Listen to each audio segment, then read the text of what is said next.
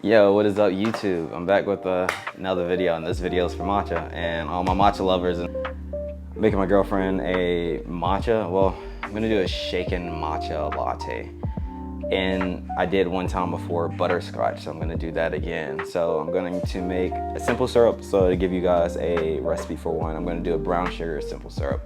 I'm also gonna do butterscotch, and I'm gonna do matcha. So the matcha I'm gonna use is Jito. It's like $17 on Amazon, and it needs to be closed some more, 4 ounces. So it'll last you for a good little minute, a decent amount. I usually do 4 grams of matcha per cup. I'm gonna end up doing 5 to make it a little bit stronger flavor wise. And then also because like matcha is a big thing now and no one really knows what it is. The most I know is this baby green tea leaf that's from China, but I'll give you guys actually a description of what it is. So matcha is finely ground powder made from specially grown and processed green tea leaves. Unlike regular green tea where you steep the leaves and discard them, with matcha you consume the whole leaf, which you get more nutrients, antioxidants, and caffeine.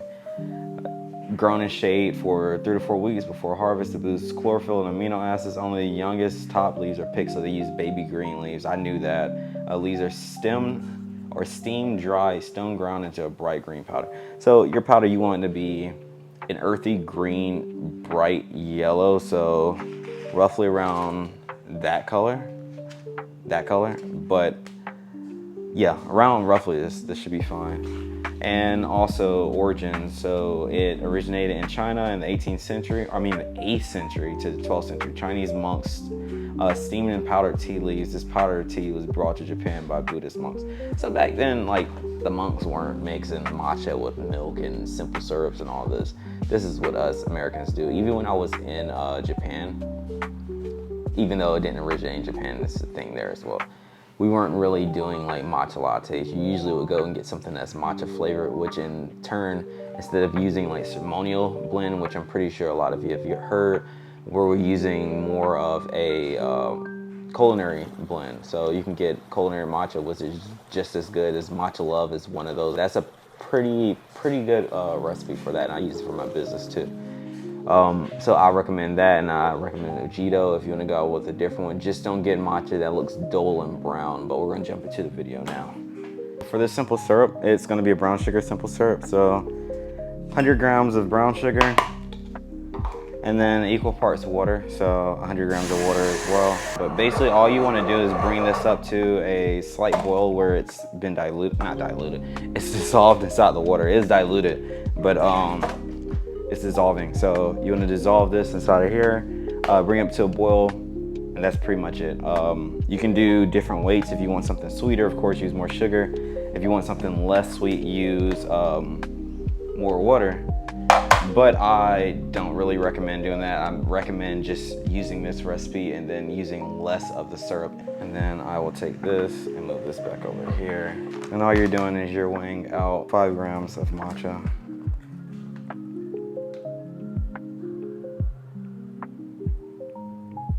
So now what you need to do is, basically you have your weighed out matcha. You need to get about 36 grams of water, which you're gonna heat up inside the microwave.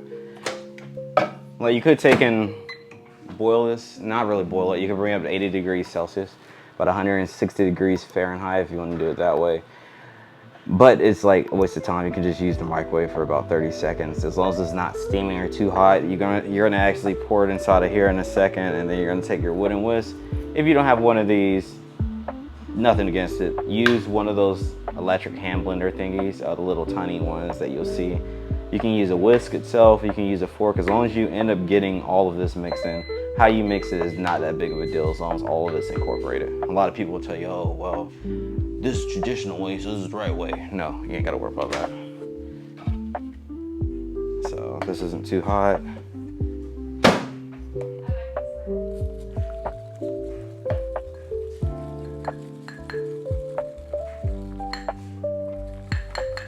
So I'm just mixing this until it's frothy. All right, cool, so we're good on that. And you have your simple syrup, like mine is dissolved, so I'm good on that.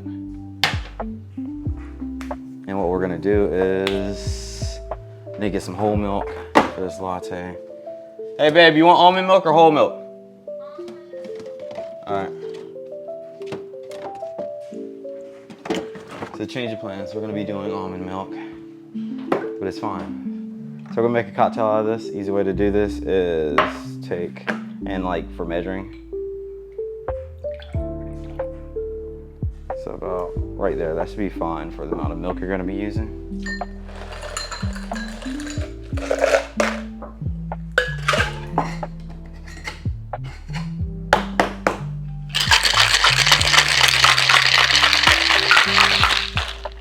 And how we're doing this anyway, the amount of matcha that's blended doesn't have to be like inside of here. This does, like you using a whisk or a fork doesn't really matter if you're going to be using a shaker for it.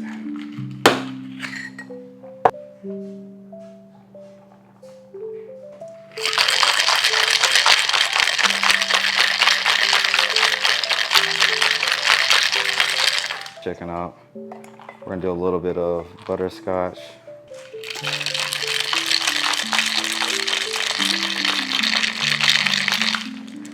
That's shaking up. I want to see how sweet this is. That's pretty sweet. Take a bit of this.